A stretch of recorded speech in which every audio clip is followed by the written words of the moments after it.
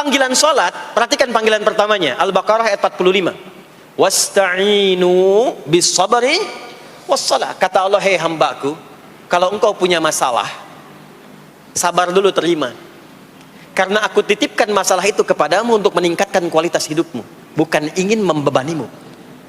Dan tidak mungkin aku uji engkau dengan masalah itu kecuali engkau mampu mengatasinya.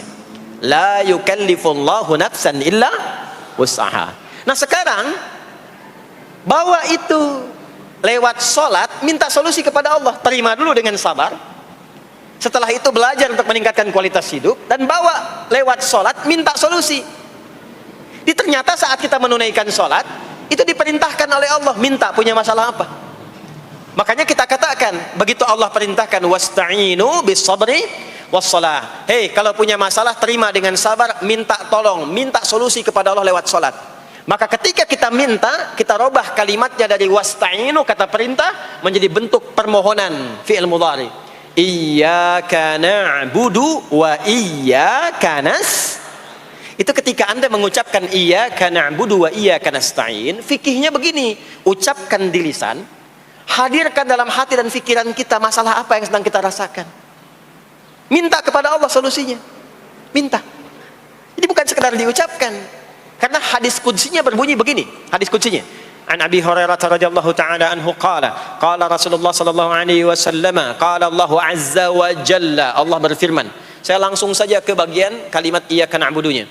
Idza qala al-'abdu, kalau seorang hamba berkata dalam salatnya, iyyaka na'budu wa iyyaka nasta'in, ya Allah, sekarang hamba salat kepadamu, ibadah hanya kepadamu, seperti yang kau perintahkan.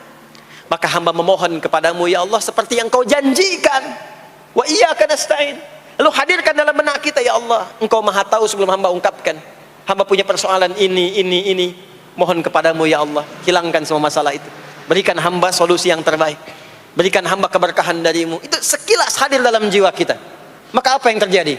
Qala Allah azza wa jalla, dijawab kalimatnya itu, hadza baini wa baina 'abdi wa li 'abdi ma sa'al. Ini perjanjian antara aku dengan hambaku. Kalau hambaku benar sholatnya sampai kalimat ini, apapun yang dia mintakan sekarang, aku akan kabulkan. Sepanjang itu ada maslahat untuk dirinya. Dicontohkan itu oleh Nabi Zakaria. Beliau itu minta saat berdiri, Pak, bukan saat sujud. Dimulai dari berdiri. Nanti akumulasinya saat sujud. Itu berdiri aja, kalau benar mintanya dikabulkan. Tidak menunggu selesai sholat. Dan ada fikihnya, nggak sembarangan, ada fikihnya nanti. Ada fikihnya, ya, ada tuntunannya. Alhamdulillah. Poinnya adalah sholat itu solusi. Makanya jangankan Nabi yang tadi saya sebutkan, Nabi Ismail, itu saking pentingnya sholat, wasiat beliau yang diviralkan di Al-Quran untuk semua keluarganya, sholat. Ada di Quran surah 19 Maryam ayat 55. Wa kana ya'muru ahlahu bis salah. Kata Allah, dan tercatat Ismail itu pernah berwasiat meminta semua keluarganya, hei, sholat. Jadi kalau kita mau urut sampai ke atas, semua sholat. Itu. Semua sholat. Para nabi sholat, para rasul sholat. Anda bukan nabi, bukan rasul, nggak mau sholat, dan pengen mudah hidupnya, pengen masuk surga Firdaus lagi, Anda sehat. Jadi ini pentingnya sholat itu bukan cuma kewajiban, tapi diwajibkan, dipaksa dengan wajib itu supaya bahagia, supaya falah. Makanya kalau ada panggilan azan, cara memahaminya ini falah. Oh, ini solusi saya di sini nih, kebahagiaan saya ada di sini, kesuksesan saya ada di sini. Ya, makanya ketika dipanggil oleh muadzin, hayya 'alas shalah, labbaik, siap saya. Di sini. Ini poinnya. Nah, saya sambungkan kembali, ya. Ketika seseorang dilatih lewat sholat dan sudah mulai tersambung dengan Allah Subhanahu wa ta'ala, maksudnya ingat Allah, tertatalah semua aktivitasnya. Maka berubahlah lewat sholat ini, lewat latihan ini, semua kegiatannya berubah, didorong menjadi amal soleh. Karena itu, setiap orang yang sholatnya benar, yang pertama dianugerahkan oleh Allah kepada orang sholat itu bukan dunia, tapi perubahan perilakunya menjadi lebih baik. Jadi bukan kaya dulu, ya. Abdurrahman bin Auf tuh hijrah masuk Islam, dilatih sholat, malah hartanya hilang semua, dirampas. Tapi Tapi setelah itu jadi apa? Jadi orang paling kaya. Ya? Abu Bakar As-Siddiq, Utsman bin Affan, Umar bin Khattab. Pertama kali masuk Islam kan latihannya sholat. Apakah langsung kaya? Jadi pemimpin? Jadi diplomat? Amr bin As bisa ekspedisi dari Afrika Utara sampai ke Syam? Tidak. Yang diberikan apa? Perubahan perilaku dulu. Dihilangkan sifat-sifat buruknya, dijaga dengan kemuliaan. Jadi dua sumber yang menjadikan manusia itu buruk dalam nafsunya, itu ada dua. Di nafsu itu nanti punya dorongan untuk mengarahkan kepada yang buruk, namanya fujur. Lawannya nanti takwa. Lawannya takwa. Di Quran surah Asy-Syams surah 91 ayat 7 sampai 10, wa nafsin wa ma sawwaha fa alhamaha fujuraha wa taqwaha. Nah, fujur itu nanti yang membisikkan, mengarahkan kepada hal-hal yang negatif. Itu yang ditunggangi oleh setan. Setan memberikan was-was itu ke nafsu, ke fujurnya. Alladzi yuwaswisu fi sudur. Di dalam sudur ada qalbu, di dalam qalbu ada nafas, di dalam nafas ada fujur. Fujur itu yang digoda. Maka keluarlah kemudian dua hal. Yang pertama ada yang disebut dengan fahsya. Fahsya itu dorongan dari syahwat untuk berbuat yang menyimpang. Pornografi, porno aksi, LGBT, kata-kata jorok itu fahsya. Nanti temannya adalah mungkar. Mungkar itu keburukan yang diingkari, ditolak oleh hati, sumbernya nafsu perut dan akal. Mencuri itu mungkar, merampok itu mungkar, korupsi, membunuh, menipu itu mungkar. Jadi sumber keburukan itu cuma dua. Kalau bukan fahsya itu mungkar. Orang yang sholatnya benar, maka parameternya itu, ukuran pertama kali dia dapatkan adalah ditutupnya oleh Allah, dijaganya oleh Allah keadaan nafsunya, sehingga dia tidak dikontrol oleh perbuatan fahsya dan mungkarnya. Maka aktiflah sinyal takwanya. Takwa itu lawan nafsu. Makanya nanti kaitan takwa dengan nafsu sama-sama disebutkan. Nafsu 115 kali, takwa yang terkait fungsi nafsu 115 kali. Takwa digembosi, ya, awas, diwaswasi oleh setan, setan disebutkan 88 kali. Takwa disupport oleh malaikat. Malaikat di Quran disebutkan 88 kali. Ini bukan ilmu otak-atik, hitung sendiri aja kalau mau. Itu menarik tuh. Karena sama, kalau Anda mendengar suara adzan kan ada bisikan kan? Cepat, sudah adzan, siap-siap. Itu malaikat tuh. Tapi begitu selesai adzan, la ilaha illallah, tenang, baru adzan, belum qomat. Itu setan. Terus dua-duanya tuh ya memberikan bisikan, yang satu mensupport dan seterusnya. Yang paling menarik adalah kalau sholat kita benar, maka sinyal takwa aktif. Makanya amalan takwa pertama itu sholat. Setelah beriman, amalan takwa pertama sholat. Al-Baqarah ayat 2 dan 3. Dzalikal kitabu la raiba fi hudal lil muttaqin. Siapa muttaqin, orang takwa di situ? Ayat 3-nya, alladzina yu'minuna bil ghaibi wa yuqimunas sholat. Jadi kalau sholatnya aktif, takwanya aktif, sinyalnya aktif, sinyal itu yang akan menutup fahsya dan mungkar. Maka turunlah Quran surah ke-29 ayat ke-45. Itulah sholat. Jadi sholat itu merubah keadaan kita lebih baik. Itulah sebabnya kenapa 5 waktu. Karena Allah inginkan di setiap waktu kita jadi orang baik. Di setiap waktu kita bahagia. Setiap waktu selesai persoalan. Datang masalah subuh, ya, antara subuh ke zuhur kan ada masalah tuh. Gak mungkin ada orang dari subuh ke zuhur gak punya masalah tuh, gak mungkin. Tuh wajahnya udah kelihatan tuh. Ya, makanya kita datang ya menghadap kepada Allah, minta diselesaikan, minta diberikan taufik, sujud kita. Diberikanlah solusi. Zuhur ke asar ada masalah, datang saat asar. Asar ke maghrib punya masalah, datang. Makanya semua ulama dulu seperti itu. Al-Bukhari itu menuliskan kitab sahihnya itu 16 tahun. Setiap satu hadis akan ditulis, sholat dulu. Begitu tenang, nyaman, baru tuliskan. 16 tahun. Itulah sholat. Nah, dari sekian waktu yang 5 kali itu, ada waktu yang spesial. Waktu spesial inilah yang ingin saya bahas, yang tadi disampaikan dalam pengantar sambutan. Jadi ini inti yang mau saya katakan. Ini barusan muqaddimah tuh. Barusan muqaddimah. Baik. Kan kita sholat berapa kali sehari? Kita hitung. 1, subuh. 2, zuhur. 3, 4, Yang kelima, Isya. Berapa jumlah rakaatnya? 17. Baik ya. Itu nomor telepon untuk koneksinya. Koneksi kita dengan Allah nomornya catat ya, 24434. Ya, kalau ditanya berapa nomor koneksi dengan Allah? 24434. Subuh 2, zuhur 4, asar 4, maghrib 3, isya 4. 5 waktu kan? Baik. Di 5 waktu ini kita dijaga, diinginkan menjadi hamba yang baik, bahagia, nggak lekat dengan masalah, tuntas semua. Saking sayangnya Allah sama kita. Kalau nggak sayang nggak disuruh sholat. Itulah sebabnya ketika diperintahkan menunaikan waktu sholat, diberikanlah gambaran waktunya. Tapi yang jadi persoalan kita sekarang yang akan dibahas, di antara sekian waktu itu ada waktu-waktu yang spesial. Ada waktu-waktu yang spesial. Dari mulai subuh ke isya itu ada yang dispesialkan oleh Allah karena ada bonus berlipat di dalamnya. Waktu apakah itu? Mari kita bacakan dulu mulai dengan Quran surah kedua ayat 238. Paling kanan sebelah atas di mushaf standar. A'udzubillahi minasyaitonirrajim. Bismillahirrahmanirrahim.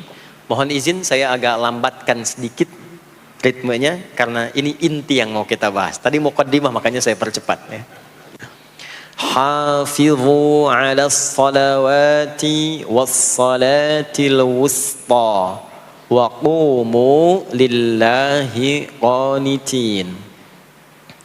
Hafizu. Kalau Bapak Ibu lihat mushaf terjemah, diterjemahkannya dengan jagalah. Jagalah itu ihfazu, hafidha yahfaz.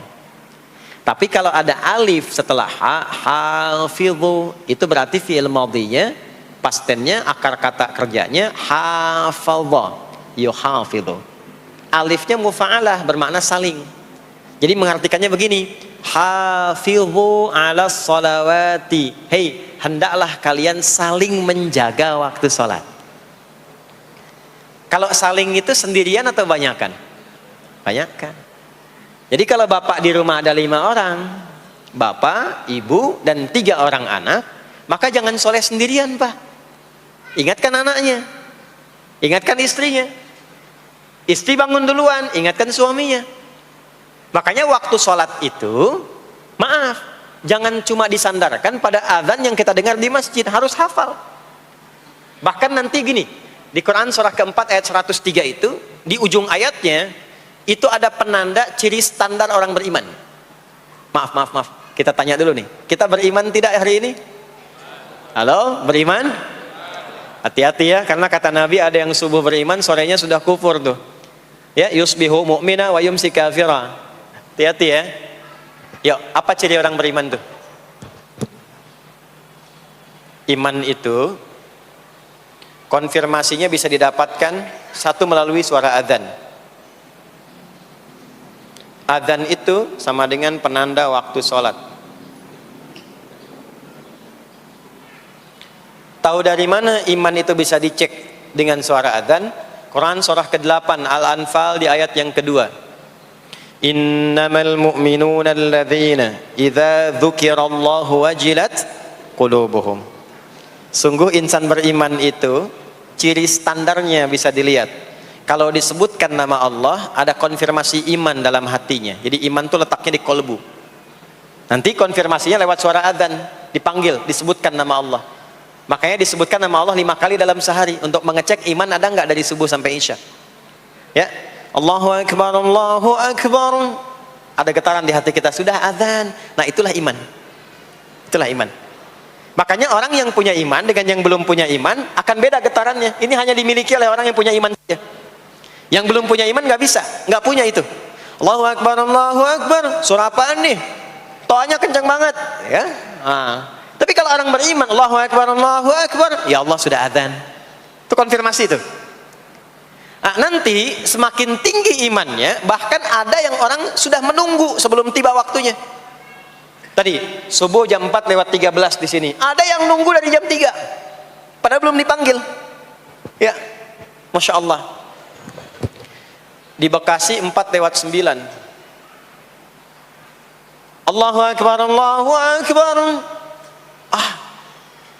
Azan. Ingat dia. Nah, itu ciri beriman, cuman imannya standar. Jadi bukan iman yang kuat, standar. Kuat belum, lemah tidak. Allahu Akbar, Allahu Akbar. Jam 4 lewat 9, jam 3 sudah bangun. Nunggu itu, iman yang kuat. Masya Allah. Ada yang baru subuh dan nunggu isya. Ditunggu. Kuat. Ada yang sudah qomat, sudah la ilaha illallah, belum kepanggil, dipanggil 4 lewat 9, dia baru bangun jam 9 lewat 4.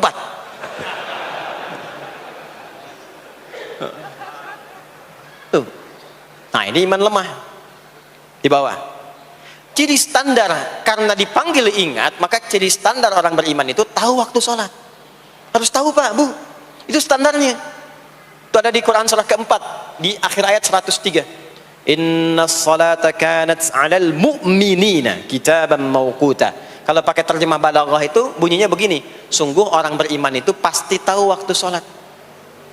Nah, jadi kalau ditanya jam berapa zuhur nanti belum bisa kita jawab dengan sempurna, itu artinya apa? Imannya belum naik itu ke level standar, belum menguat. Ya, ini poinnya. Nah, nanti kapan waktu sholat itu tiba? Kalau ada yang belum ingat, jangan dibiarkan tidak ingat. Makanya kata Al-Quran, saling menjaga ya waktu sholat itu. Jangan sampai di keluargamu, ada temanmu, kolegamu, bahkan tetanggamu itu nggak tahu waktu sholat. Bahkan nggak sholat, itu bahaya. Kalau memang sayang sama anak, ingatkan. Sayang istri dengan suami, ingatkan. Tanda istri beriman yang cinta dengan suaminya, tanda pertamanya ketika mengingatkan suaminya pada semua hal yang disukai oleh Allah. Begitu sebaliknya. Allah, saling jaga ya. Waktu sholat yang fardu itu yang 5 waktu. Di antara yang 5 itu ada yang spesial. Wassalatil wusta. Waktu yang pertengahan. Tengah-tengah. Di antara 5 waktu itu. Yuk kita tuliskan dulu sebentar. Sebentar. Sholat ada sholat apa saja? Subuh. Kemudian? Zuhur. Kemudian? Asar, kemudian nggak cukup, ambil ke sini, maghrib, kemudian isya. Subuh, zuhur, asar, pindah sini, maghrib, isya. Lihat rumusnya. Jadi yang sholat pertengahan yang mana? Jangan lihat tulisannya itu, ya, karena subuh di tengah-tengah disebutnya subuh ya. Sholat pertengahan yang mana? Asar apa subuh? Subuh apa asar? Apa dalilnya? Kita pakai dalil. Nah, sholat pertengahan itu disebutkan oleh Nabi itu ada 2. Ada subuh dan asar. Qala Rasulullah sallallahu alaihi wasallam yata'aqabuna fikum malaikatul laili wa malaikatun nahari fi salatil asri wa fi salatil fajri. Berebut semua malaikat yang bertugas di siang dan malam berebut membersamai kita. Kalau berebut itu artinya kalau ada yang berdoa diaminkan, kalau ada yang mohon ampun diistighfarkan oleh malaikat. Jadi malaikatnya minta kepada Allah, ya Allah ampuni si fulan, ya Allah ampuni si fulan, ya Allah si fulan, dan seterusnya sampai selesai. Itu khusus di salat asar dan salat subuh. Sampai kemudian thumma yas'aduna ila sama', kemudian mereka para malaikat itu kembali bertugas masing-masing, lalu Allah mengonfirmasi kepada mereka untuk menunjukkan kebenaran tugas malaikat yang tidak bermaksiat. Allah Maha tahu tentang hambanya, Maha tahu. Tapi Allah ingin menunjukkan kepada kita apa yang benar dari lisan malaikat itu, yang nggak pernah berdusta. Ya, maka Allah bertanya kepada malaikat, bagaimana keadaan hambaku ketika engkau tinggalkan? Maka disampaikan oleh malaikat itu, ya Allah, aku meninggalkan hambamu si fulan, dia sedang menunaikan ibadah, dia sedang sholat kepadamu, dan khusyuk berdoa, dan seterusnya. Maka apa jawabannya? Saksikanlah ketika malaikat menyampaikan sedang ibadah, maka turun bonus dari Allah untuk mengampuni dosa si hamba itu. Itulah manfaatnya waktu pertengahan. Waktunya disebutkan di hadis ini asar dan subuh. Antara asar dan subuh itu masih ada yang unggul, ada yang istimewa lagi. Apa yang istimewa? Antara asar dan subuh yang istimewa terletak di subuhnya. Jadi dari 5 waktu ini, yang pertengahan asar dan subuh, karena amal di bawah ditunjukkan untuk mendapatkan penilaian langsung dari Allah seketika dan memberikan jawaban dari apa yang kita inginkan, asar dan subuh. Tapi dibandingkan asar dengan subuh, gila keduanya dibandingkan, dua-duanya mulia. Maka subuh punya kemuliaan yang tidak dimiliki oleh asar. Ya, makanya nanti asar bisa bertemu dengan zuhur, masih ada jama, masih ada qasar. Maghrib ketemu isya, masih ada jama, ada qasar. Ya, tapi subuh nggak bisa di jama, nggak bisa di qasar. Ya, makanya subuh letaknya jauh, ke isya jauh, ke zuhur jauh. Ya, saya mau jamaah. Ya, jama antara isya dengan subuh biar nanti bangunnya sekalian gitu, nggak bisa. Ya, maghrib masih bisa dijama dengan isya, isya dikosor dari 4 jadi 2. Maghrib nggak bisa dikosor karena 3 nggak mungkin jadi 1,5. Ya, zuhur udah 2, masa mau dikurangin lagi? Subuh udah 2, nggak mungkin dikurangi lagi. Maka dari itu subuh menyendiri sendiri. Nah, ada apa kemuliaan di subuh itu? Maka turunlah Quran surah ke-17 ayat 78 yang tadi saya bacakan di awal. Aqimis salata liduluki syamsi ila ghasaqil lail. Sampai sini zuhur sampai isya. Duluki syamsi tergelincir matahari itu zuhur. Sampai ghasaqil lail tiba malam itu isya. Lalu ditutup ujungnya wa qur'anal fajr. Khusus untuk subuh itu ditambahkan selain salat ada bahasa Quran di Quran sendiri. Khusus untuk subuh redaksinya ditambahkan dengan Quran. Apa itu Quran? Halo, apa itu Quran? Kalau tidak tahu cepat katakan wallahu a'lam deh. Apa itu Quran? Wallahu a'lam. Ada Quran, ada Al-Quran. Ada Quran, ada Al-Quran. Kalau yang disebut Al-Quran itu mutlak firman Allah. Dari mulai Al-Fatihah sampai An-Nas. Ini yang terdapat di dalam mushaf ini, di 2 jilid ini. Ya, itu Al-Quran.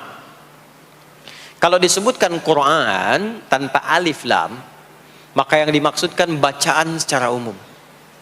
Apakah itu Al-Quran, doa, istighfar, semua bacaan itu Quran.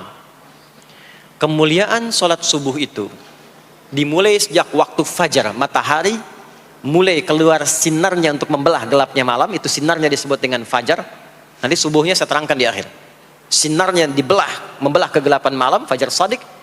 Maka pada saat itu bukan hanya sholatnya yang punya keistimewaan seperti sholat asar tadi, tapi semua bacaannya langsung dijawab seketika oleh Allah Subhanahu wa taala. Dipersaksikan oleh seluruh malaikat dan dijawab langsung oleh Allah Subhanahu wa taala.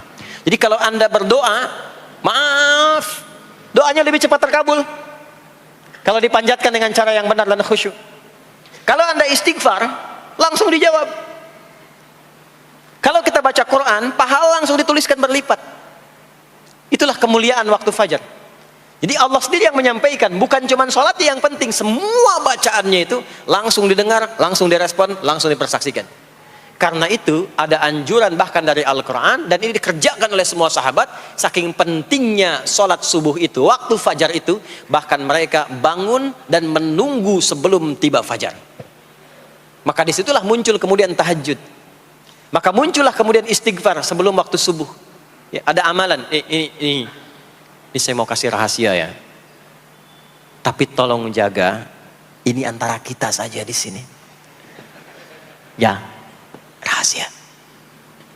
Ada waktu sebelum subuh. Cuman 15 sampai 20 menit kurang lebih. Ingat ya, kalau dikonversi sekitar 15 sampai 20 menit waktunya. Namanya waktu sahar. Sahar, jamaknya ashar. Jamak itu karena setiap hari oleh Allah dikasih itu. Sahar, jamaknya ashar. Rahasianya di mana?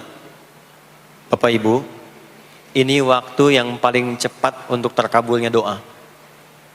Anda mau minta apa saja, hadisnya qudsi. Ibadi, kata Allah, hambaku, siapapun yang bermohon sekarang aku kabulkan, yang minta aku berikan. Wa man istaghfara li ghafartu lah. Siapa yang minta ampunan, istighfar, aku ampuni dia sekarang juga. Baik. Bapak Ibu begini, saya tanya nih, kalau ditawarkan minta apa saja diberi, ya, terus minta ampun juga diampuni, pilih mana? Minta apa saja diberi, mau minta apa saja, atau mau minta ampunan istighfar, pilih mana? Jujur aja, kalau ada proyek nilainya 100 miliar, ya, ada utang 1 miliar belum ditutup, terus perlu minta apa saja diberikan, pilih mana? Minta 100 miliar potensi dikabulkan, atau minta diampuni dosa, pilih mana? Pilih salah satu, nggak usah dua-duanya. Oh, ada tawaran dikasih 100 miliar atau diampuni dosa, pilih mana? Ampuni dosa. Pelan banget ya. Kata ibu kalau bisa dua-duanya gitu. Coba, kalau ada rumus begini, Anda disuruh memilih apakah dunia dan seisinya atau memilih ampunan Allah, maka pilih ampunan Allah. Karena nanti ada rahasia yang kedua. Banyak rahasia ini. Ada rahasia istighfar. Istighfar itu kalau sudah menyatu dengan jiwa kita, sudah terbiasa maksudnya. Biasa istighfar dan jadi karakter. Jadi kebiasaan. Bukan hanya pasca sholat, di mobil istighfar, di kantor masuk istighfar, sudah kebawa, udah refleks itu. Faidah keutamaan untuk orang yang rajin istighfar itu ada dua. Satu, diampuni dosanya oleh Allah, yang cirinya nanti akan dijaga dari maksiat. Ya, bukan maksum, karena maksum itu untuk para nabi. Untuk para nabi dan rasul. Manusia nggak ada yang maksum selain nabi dan rasul. Maksudnya apa? Diberikan petunjuk oleh Allah untuk menjaga diri. Sehingga ketika dosanya diampuni, dia nggak berbuat dosa itu lagi. Mata biasa melihat yang tidak baik, tobat, diampuni dosa mata itu, cirinya adalah mata nggak senang lihat yang nggak baik lagi. Itu dosa mata diampuni, ciri tobat diterima. Maka istighfar itu menggugurkan dosa-dosa dan menjaga kita dari perbuatan salah. Yang kedua, orang yang sudah terbiasa beristighfar, itu doa cepat dikabulkan bahkan sebelum ia memintanya dan memohonkannya.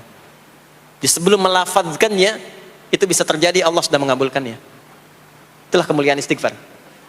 Nah, orang-orang yang istighfar menunggu waktu datangnya fajar, itu mendapatkan kemuliaan langsung dari Allah, sampai dikatakan di Al-Quran, disebutkan sebagai orang-orang yang akan menghuni taman surga yang sekarang sedang beraktivitas di dunia.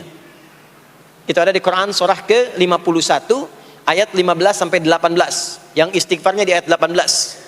Ya, jaminan surganya ayat 15, 16, 17-nya tentang tahajud. Innal muttaqina fi jannatin wa 'uyun akhidhina ma atahum rabbuhum innahum kanu qabla dhalika muhsinin. 17-nya kanu qalilan minal laili ma yahja'un, bahkan nunggu waktu sahar, nunggu subuh, tahajud dulu. Kemudian 18-nya wabil ashari hum yastaghfirun. Istighfar. Sampailah tiba dia waktu fajar subuh.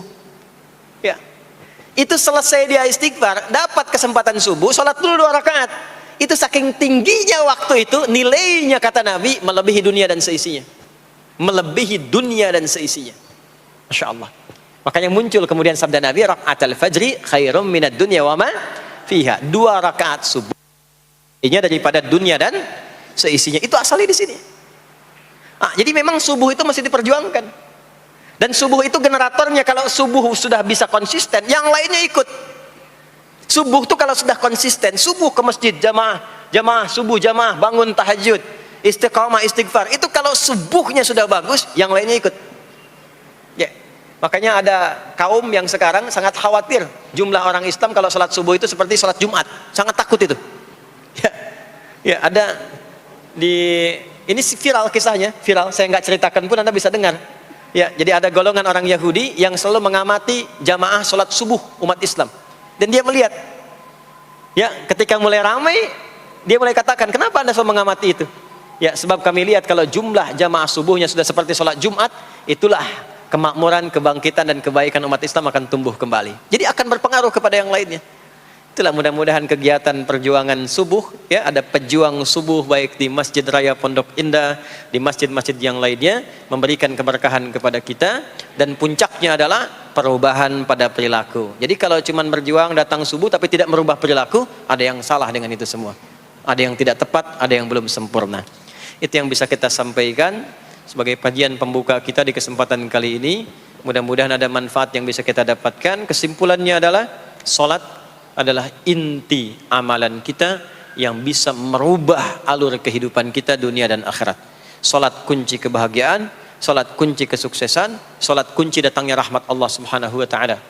2, Allah meminta kita menunaikan salat 5 kali dalam sehari untuk memudahkan semua urusan kita di setiap waktu dalam sehari itu.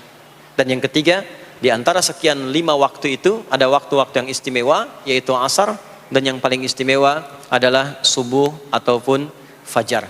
Mudah-mudahan kita bisa konsisten menunaikan dan menjaga waktu salat itu sampai kita pulang kepada Allah dalam keadaan husnul khatimah. Sementara itu yang disampaikan. Baik, mudah-mudahan ada keberkahan dari apa yang telah disampaikan. Pasti apa yang saya sampaikan pasti ada salah. Pasti ada yang kurang tepat. Pasti ada yang keliru disampaikan. Mohon diingatkan supaya saya koreksi. Tinggalkan yang salahnya. Ambil yang benar, yang baik, yang kira-kira bisa diamalkan. Jauhi hal-hal yang bisa menjauhkan kita dari Allah. Dan semoga kita semua